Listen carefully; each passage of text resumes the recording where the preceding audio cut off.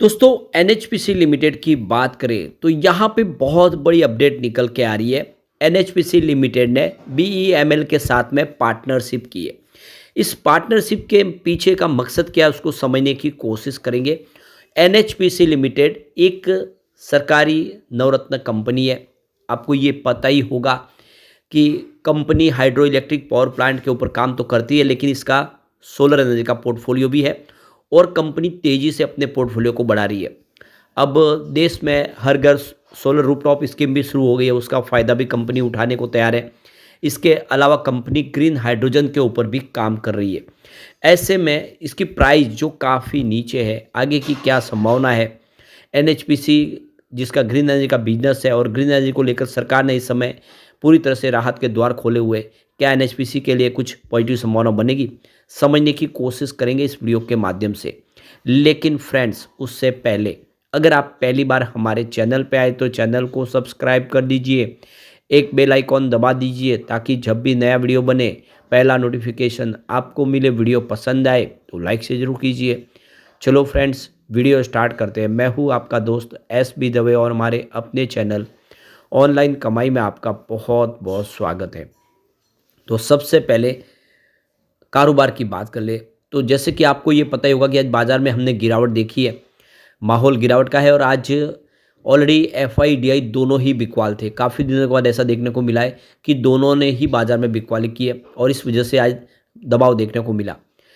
यहाँ पे जो सबसे बड़ी बात है कि एफआई इस महीने अभी फ़िलहाल तो बायर है। आप दिसंबर में देखें तो काफ़ी समय के बाद उन्होंने खरीदारी की है और वैसे सामने डीआई भी बायर है। तो बाज़ार के सेंटीमेंट लॉन्ग टर्म के लिए तो ठीक ही लग रहे हैं, लेकिन आज के जो सिचुएशन है आज उसमें दोनों ने ही बिकवाली की है और इसी वजह से अगर आप देखें तो यहाँ पर भी शुरुआत तो पॉजिटिव हुई 86 पर, क्लोजिंग फ्राइडे की 85.44 के आसपास थी और इंट्राडे में आप देख सकते हो कि 86.39 का हाई भी बना।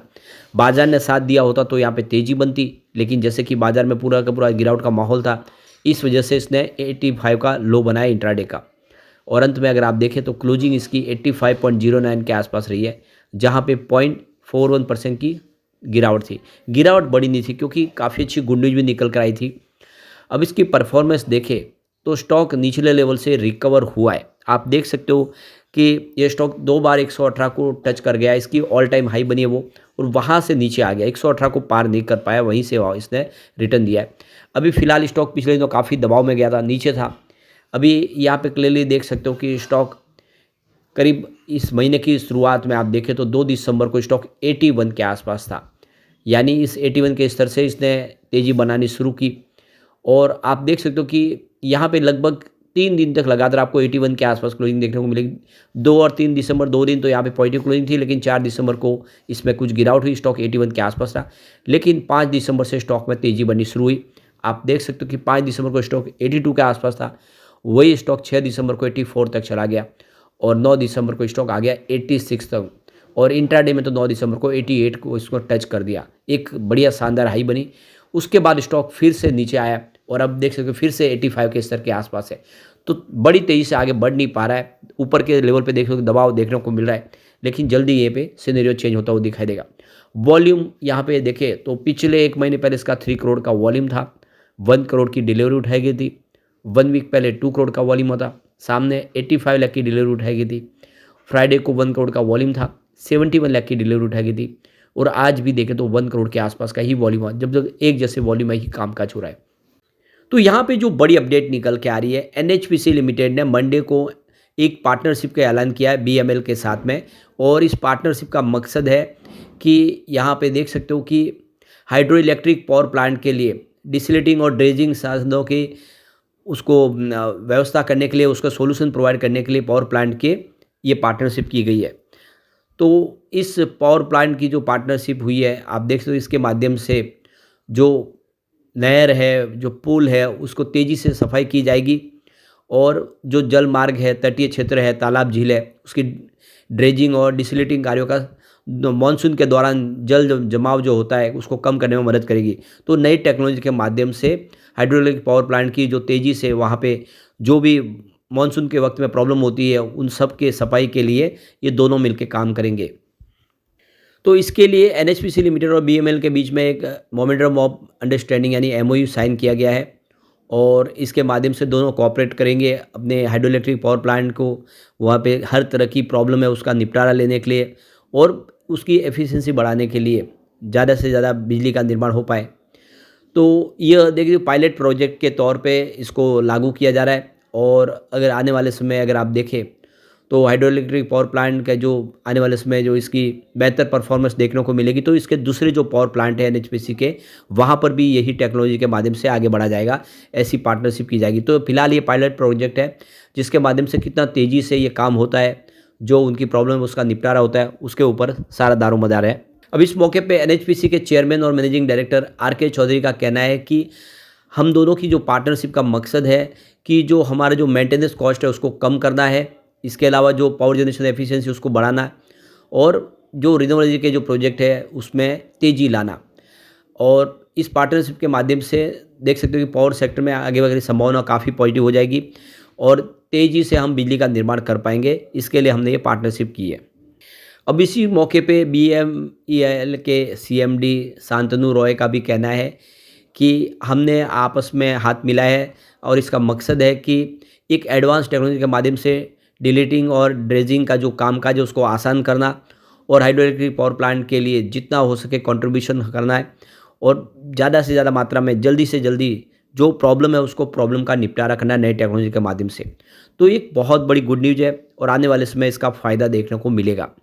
अब यहाँ पे अगर फंडामेंटल देखें एनएचपीसी का तो काफ़ी बेहतर है। मार्केट कैप इसका 85,624 करोड़ के आसपास है और इसकी करंट प्राइस 85.20 की है। लो अगर आप इसका देखें तो 58 रुपीज़ का है और हाई इसका 118 का है। अभी फ़िलहाल स्टॉक अपने ऊपरी प्राइस से काफ़ी ज़्यादा करेक्ट हो चुका है। वैसे पिछले 10-15 सालों में भी देखें तो इसने कोई खास प्रदर्शन नहीं किया। स्टॉक अभी भी उतना अंडर वैल्यू है। स्टॉक का पी 28.7 है, बुक वैल्यू इसकी 40 रुपीज़ की है और 2.23% का डिविडेंड देती है, यानी कंपनी आपको अपने प्रॉफिट में हिस्सेदार बनाती है और काफ़ी अच्छा डिविडेंड देती है। आरओसी इसका 7.67% है और आरओई इसका 9.61% है। इसकी फेस वैल्यू अगर देखें तो 10 रुपये है, तो फंडामेंटल काफ़ी अच्छी है। रिजल्ट इसका देखिए अगर तो सितंबर 2023 में 3,114 करोड़ के आसपास रिवेन्यू था, जो मार्च 2024 में गिर के 2,320 करोड़ के आसपास आया। तो रिवेन्यू गिरा था लेकिन उसके बाद में पिछले 2 क्वार्टर में लगातार रिवेन्यू बढ़ा। जून में बढ़ते हुए 3,038 करोड़ तक पहुंच गया और सितंबर में ये 3,402 करोड़ तक पहुंच गया है। तो रिवेन्यू बिल्कुल बढ़ा है, चाहे आप क्वार्टर ऑन क्वार्टर बेसिस पे देख ले या ईयर ऑन बेसिस पे देख ले। तो इसके अलावा प्रॉफिट की बात करें तो सितंबर 2023 में 1,693 करोड़ का ज़बरदस्त प्रॉफिट था, जो गिरते हुए मार्च में 611 करोड़ के आसपास आ गया और जून में बढ़ के 1,108 करोड़ के आसपास पहुंच गया। लेकिन सितंबर में प्रॉफिट थोड़ा सा कम रहा, 1,069 करोड़ का प्रॉफिट था। तो प्रॉफिट कम हुआ है, चाहे आप क्वार्टर ऑन क्वार्टर बेसिस पे देखें या ईयर ऑन बेसिस पे, लेकिन मार्च की तुलना में प्रॉफिट लगभग डबल हुआ है। ओवरऑल देखें तो कंपनी लगातार प्रॉफिट में और नेटवर्थ भी बढ़ रहा है। 2020 में 34,155 करोड़ के आसपास नेटवर्थ था, जो 2024 में 43,892 करोड़ तक पहुंच गया है। तो काफ़ी ज़बरदस्त वृद्धि हुई है इसके नेटवर्थ में भी। यहाँ पे कंपनी का कैश फ्लो निगेटिव था, वो जो पॉजिटिव हो चुका है। मार्च 2023 में 281 करोड़ इसका कैश फ्लो नेगेटिव था। इस समय मार्च 2024 में 388 करोड़ पॉजिटिव है। तो ये भी एक बहुत बड़ा प्लस पॉइंट है। अब इसकी पेयर कंपनियों से तुलना करें अगर आप देखें तो एनटीपीसी 352 रुपीज़ की प्राइस है और उसका पी रेशियो 15.50 का है। पावर ग्रिड कॉर्पोरेशन जिसकी प्राइस 335 है और इसका पी रेशियो 19.82 का है। अदानी पावर जिसकी प्राइस 529 है, पी रेशियो 16.10 है। अदानी ग्रीन जिसकी प्राइस 1168 है और पी रेशियो काफ़ी ज़्यादा है, 143 का है। टाटा पावर जिसकी प्राइस 425 रुपये है और पी रेशियो 35.83 का है। जेएसडब्ल्यू एनर्जी जिसकी प्राइस 688 है और पी रेशियो 61.71 का है। एनटीपीसी ग्रीन जिसकी प्राइस 141 है लेकिन पी रेशियो 346 का है। एनएचपीसी लिमिटेड की प्राइस 85 और इसका पी रेशियो काफ़ी कम है, 28 के आसपास है। तो अपनी पेयर कंपनियों की तुलना में देखें तो इसका पी रेशियो उतना ज़्यादा नहीं है। ऐसे में संभावना काफ़ी पॉजिटिव है। लेकिन फ्रेंड्स, कोई भी इन्वेस्टमेंट करने से पहले अपने फाइनेंशियल एडवाइजर से एडवाइस ले ले या अपना खुद का रिसर्च करें, क्योंकि मैंने वीडियो आपके एजुकेशनल पर्पज़ के लिए ही बनाया। वीडियो पसंद आए तो लाइक से जरूर कीजिए और चैनल को सब्सक्राइब कर दीजिए। Thank you friends.